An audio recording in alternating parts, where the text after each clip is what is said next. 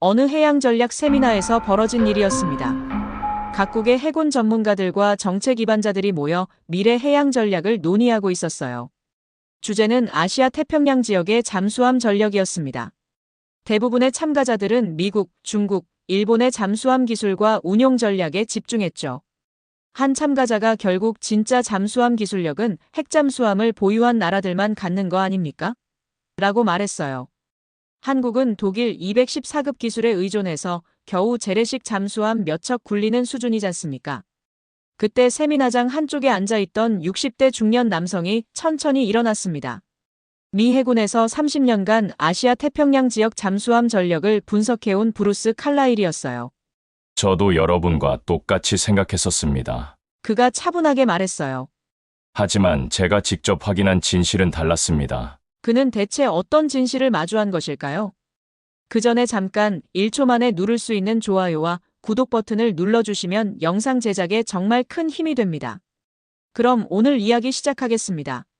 저는 브루스 칼라일입니다. 60대, 미 해군 전략연구소 전 고문이죠. 한국에 대한 제 회의적 시각엔 나름의 이유가 있었어요. 2010년 림팩 훈련, 저는 다국적 잠수함 전력 평가를 맡았습니다. 한국이 제출한 기술 자료를 보는 순간 고개를 저었어요. 성능 수치가 지나치게 낙관적이었거든요. 이 소음 레벨이 정말 가능해? 동료에게 물었죠. 한국 데이터가 독일 214급보다 우수하다고 나와 있었어요. 개량했다 해도 이건 과장이야. 물론 2000년과 2004년 림팩에서 한국 장보고급이 47척, 14척을 격침한 건 알고 있었어요. 심지어 미 항모까지 침몰시켰죠. 하지만 저는 단순히 운으로 치부했습니다. 훈련과 실전은 달라. 동료들에게 말했어요. 몇 번 성공이 체계적 기술력을 증명하진 않아. 한국이 독일 기술에 의존한다는 점이 확신을 굳혔죠. 결국 남의 기술이잖아. 한국 측 자료는 더 문제였어요. 번역이 어색하고 기술적 디테일이 없었거든요. 이런 걸로 평가하라고? 담당자들 질문엔 확인하겠다는 답만 돌아왔어요. 기술 브리핑은 결정타였습니다. 한국 해군 관계자가 설명하는 전투 체계는 실전 검증 없는 이론뿐이었어요. 실제론 이런 성능 안 나와. 그래서 결론 내렸죠. 한국은 운 좋은 성과를 과대포장하고 있다. 이 판단이 15년간 제 시각을 지배했어요. 그 나라는 첨단 무기보다 전시용 모형이 많았어. 당시 동료들에게 한 말입니다. 하지만 정말 그랬을까요? 제가 표면만 보고 판단한 건 아닐까요? 실제로 한국이 보여준 림팩 성과들을 다시 생각해보니 의문이 들기 시작했어요. 2004년엔 미 핵잠수함도 탐지하지 못했다는 기록이 있었거든요. 단순한 운일까요? 혹시 내가 놓친 게 있었나? 15년 후, 이 의문이 저를 한국으로 이끌게 됩니다. 편견이 진실을 가렸던 건 아닐까 하는 생각과 함께 말이죠. 2025년 초, 국제군사전략연구소가 저에게 특별 임무를 줬어요. 아시아 태평양 잠수함 기술 현황 평가였죠. 한국의 SLBM 기술이 화두가 되고 있었거든요. 칼라일, 자네가 한국 잠수함 전문가 아닌가? 연구소장이 말했어요. 객관적 평가 부탁한다. 속으론 이미 결론이 나 있었죠. 받은 보고서를 보고 깜짝 놀랐어요. 한국이 2021년 세계 8번째로 SLBM 수중 발사에 성공했다는 내용이었거든요. 도산 안창호함에서 말이에요. 정말 더 충격적인 건 따로 있었어요. 한국이 독자 개발한 리튬이온 배터리가 기존 시스템을 압도한다는 거였죠. 한국이 배터리까지 믿기 어려웠어요. 76% 국산화율, 재래식 추진 세계 최초 SLBM 운영, 과장 아냐. 하지만 자료 출처가 미 해군 정보국이었어요. 정말 한국이 이런 기술을 창밖을 바라보며 혼란스러웠어요. 사실이라면 제가 15년간 틀렸다는 뜻이잖아요. 여러 정보기관 보고서가 일치했어요. 미 해군도 주목할 만한 기술적 진전이라고 평가했고요. 설마 진짜? 국제협력 차원에서 한국과 기술 정보 교환을 검토하자는 목소리도 나왔어요. 특히 배터리 기술과 조용한 추진 시스템에 관심이 컸어요. 만약 진짜라면 직접 확인해보죠. 연구소장에게 제안했어요. 서류만으론 판단이 어려워요. 좋은 생각이다. 공식 방문을 추진하자. 15년 만에 재평가, 기회가 왔어요. 과연 한국은 어떻게 변했을까요? 제 편견이 틀렸던 걸까요? 직접 가서 확인해야겠다고 생각했어요. 공식 승인 후 한국 국방부와 일정을 잡았어요. 한국 측이 적극 협조한다니 의외였죠. 예상보다 개방적이네. 군사기밀엔 보통 보수적인데 말이에요. 하지만 여전히 의심스러웠어요. 거칠애일 거야. 동료에게 말했죠. 보여줄 게 별로 없을 텐데. 15년 편견이 쉽게 안 바뀌더군요. 일정표를 받았어요. 도산 안창호함 견학, 조선소 방문, 해군 면담까지. 체계적이네. 인정했지만 의심은 남았어요. 핵심은 안 보여줄 거야. 14시간 비행 동안 계속 생각했어요. 정말 변했을까? 한국 자료들을 다시 읽었죠. K방산 수출, 조선업 1위, 반도체까지. 뭔가 달라진 것 같긴 한데 인천공항에서 김중령이 맞았어요. 연구소 특별 대표님이시죠. 영어도 유창했고요. 15년 전과는 확실히 달랐어요. 내일은 해군 브리핑부터 시작합니다. 김중령이 일정을 설명했어요. 오후엔 도산 안창호함 견학이고요. 체계적이었어요. 통역관까지 준비되어 있었고요. 보안 제약이 있을 텐데요. 물론입니다. 하지만 가능한 범위에서 최대한 공개하겠어요. 진지한 답변이었어요. 핵심 기밀만 양해 부탁드려요. 호텔 방엔 한국 자료들이 정리되어 있었어요. 해군 현황, 잠수함 역사, 도산 안창호함 재원까지. 준비 많이 했네. 15년 전과는 확실히 달랐어요. 진짜 실력일까? 포장일까?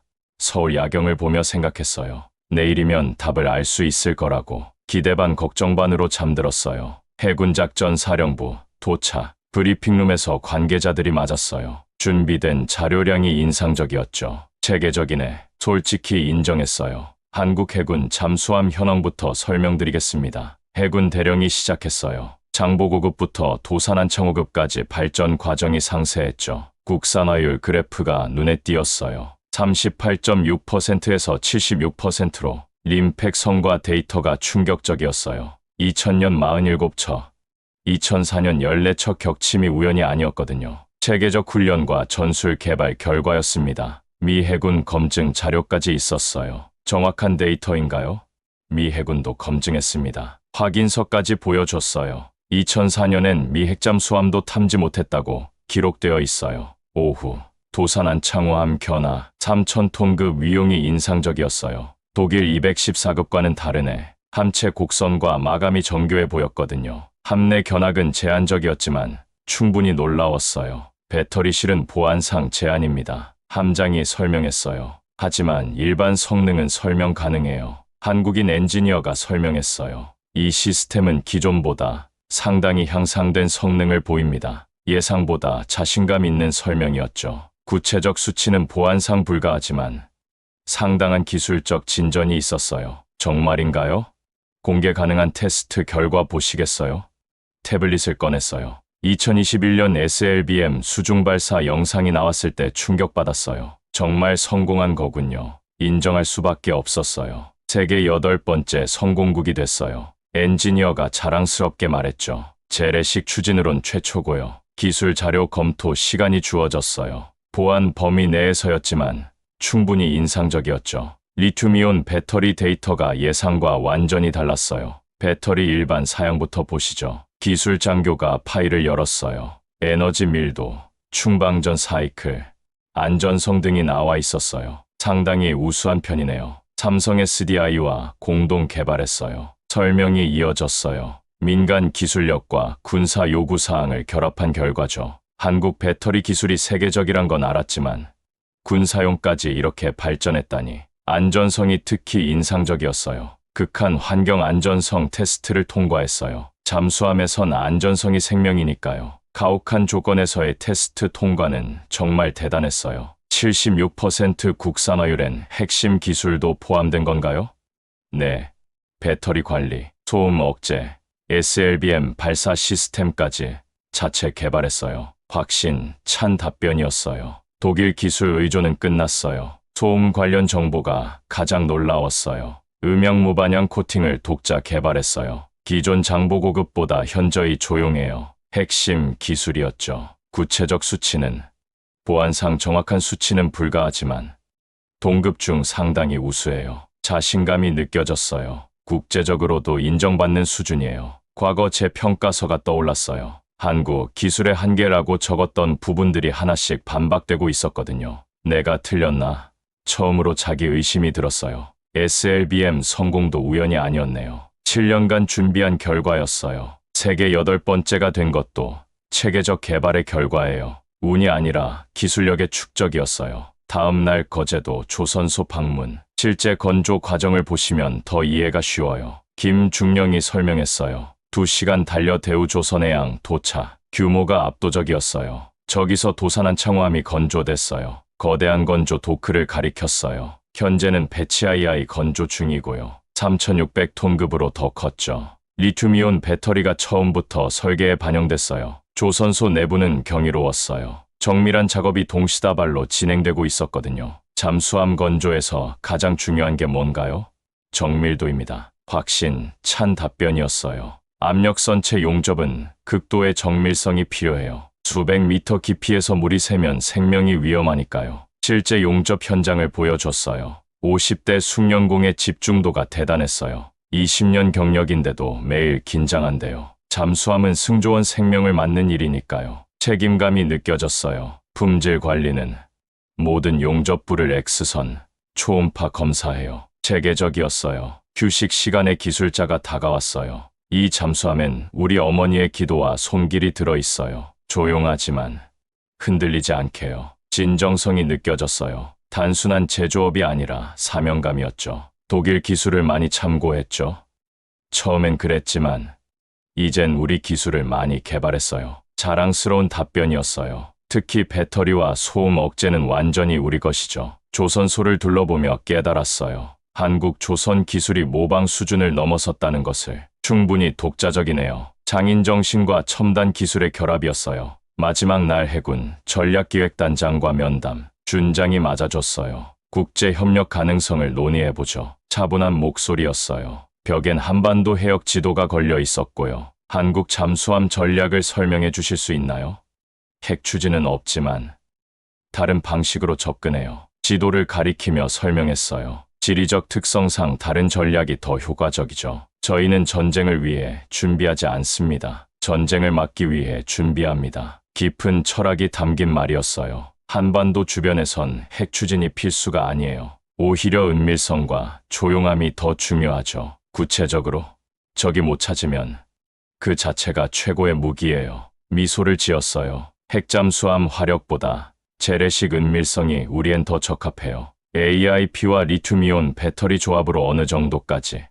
상당 기간 연속 잠항이 가능해요. 작전 지역에선 충분하죠. 자신감이 넘쳤어요. 무엇보다 소음이 극도로 낮아요. SLBM 개발도 이런 전략의 일환인가요? 맞아요. 억제력 확보가 목적이에요. 화려한 무력 시위보다는 조용한 억제를 선호하죠. 독특한 전략 철학이었어요. 다른 국가들과 비교하면 일부 분야에서는 상당한 수준에 도달했다고 자부해요. 과장 없는 답변 같았어요. 특히 배터리와 소음, 억제 분야에서는 우수한 수준입니다. 조용히 개발해왔지만 이젠 어느 정도 자신 있게 말할 수 있어요. 한국이 핵추진 화력 대신 은밀성 위력을 선택했다는 것을, 그리고 그 선택이 성공적이었다는 것을 깨달았어요. 한국에서 돌아온 후 보고서를 작성했어요. 15년 전과는 완전히 다른 내용이었죠. 하지만 신중하게 접근했어요. 감정보다는 사실에 기반해서요. 한국 잠수함 기술이 예상보다 발전되어 있다가